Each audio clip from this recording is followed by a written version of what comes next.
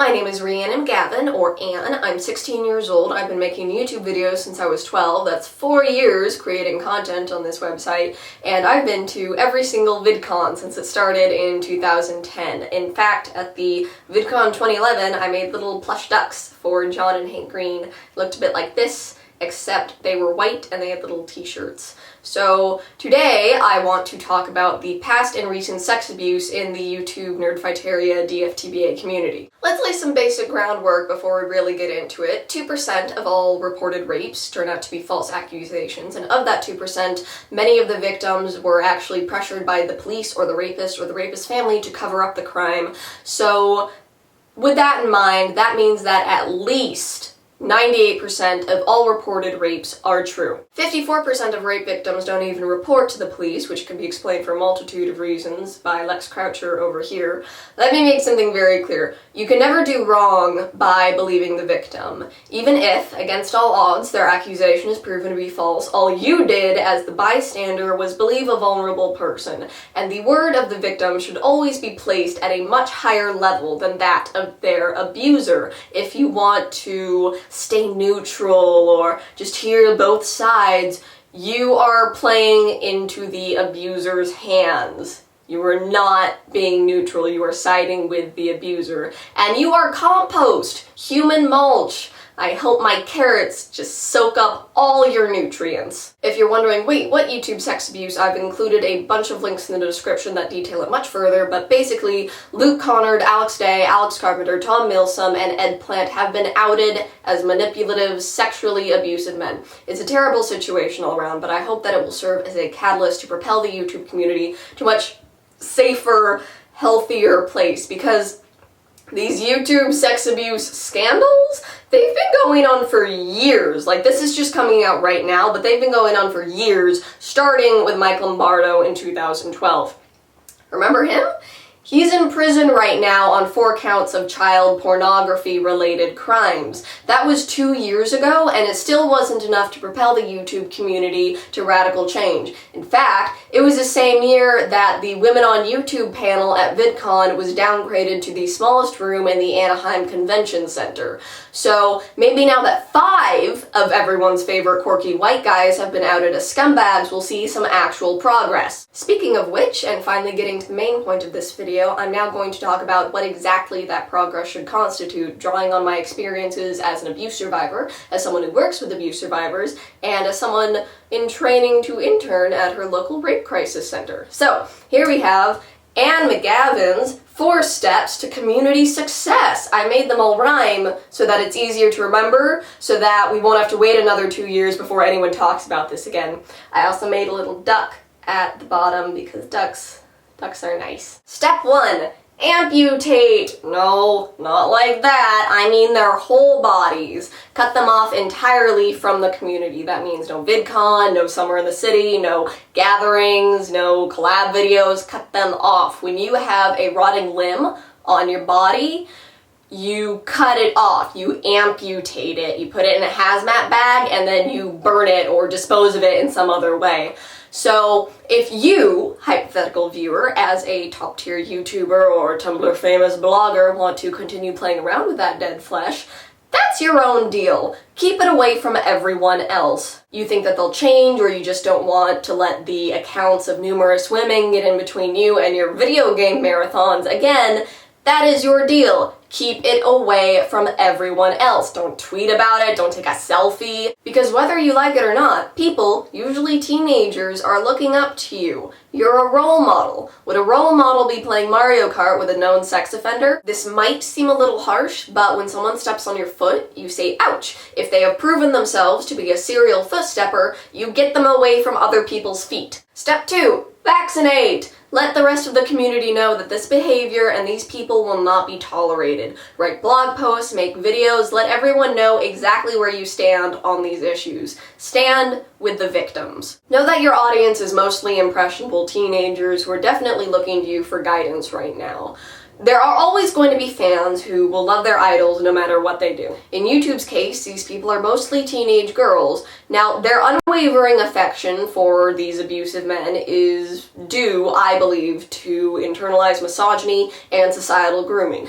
Be a role model for these teenage girls.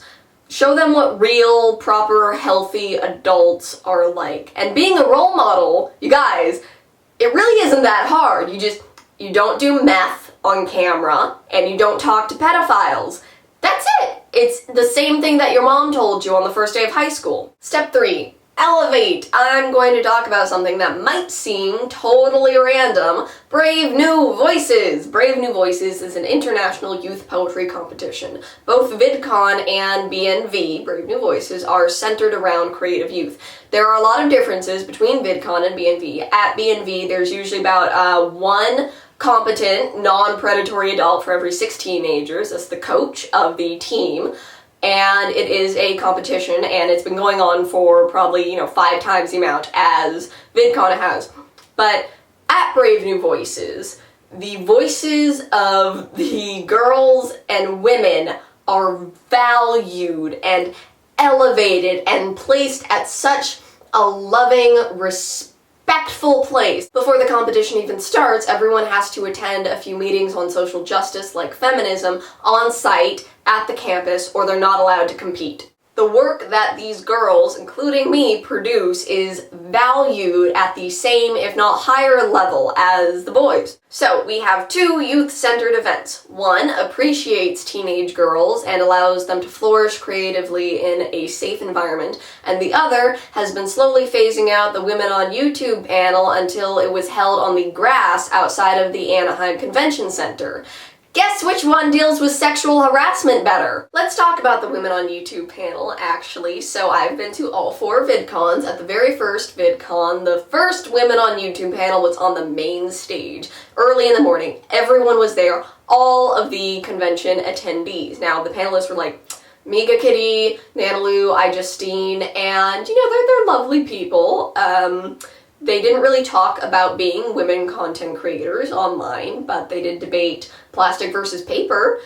No, really, that was a question that someone had asked them. So at the second Women on YouTube panel, it was a much more legitimate panel in my beliefs. They did talk about misogyny online and sexual harassment and what to do about trolls and just general tips for teenage girl content creators.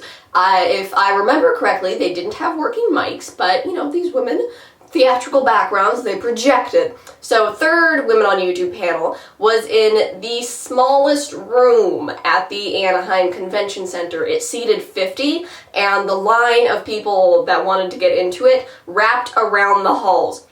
I was lucky enough to snag a seat, and it was so brilliant. It was just as good as the second one, and it was like Lex Croucher and Haley G. Hoover, my middle school idols, and these women are so amazing and so inspiring, and it was just wonderful. So last year at the 2013 VidCon, the Women on YouTube panel was not on the official schedule. The panelists organized it via Twitter for everyone to meet on the grass outside of the Anaheim Convention Center. I know that sponsorships are important, and VidCon wouldn't exist without big companies backing it, and advertisers as a group don't really like females so much, but VidCon has established itself as the world's premier gathering of online video enthusiasts, as the one chance a year to celebrate this new world in real life. What does it say when the majority of VidCon attendees are young women, but there isn't a specific place for them to discuss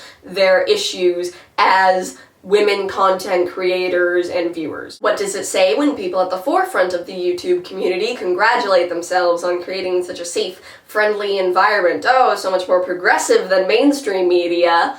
But there's just as much racism, sexism, and rampant sex abuse as there is in mainstream media?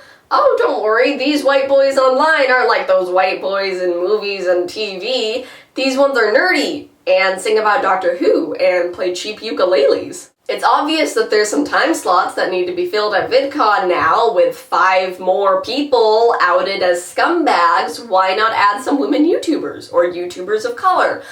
Give them the stage, literally and figuratively, to elevate the ideals that they represent. I mean, if you're that pressed for speakers, you can hire me. You don't even have to give me a working mic, I'll just shout. Also, I'd like to mention how creepy it is that the VidCon website doesn't require parental supervision for minors at the event.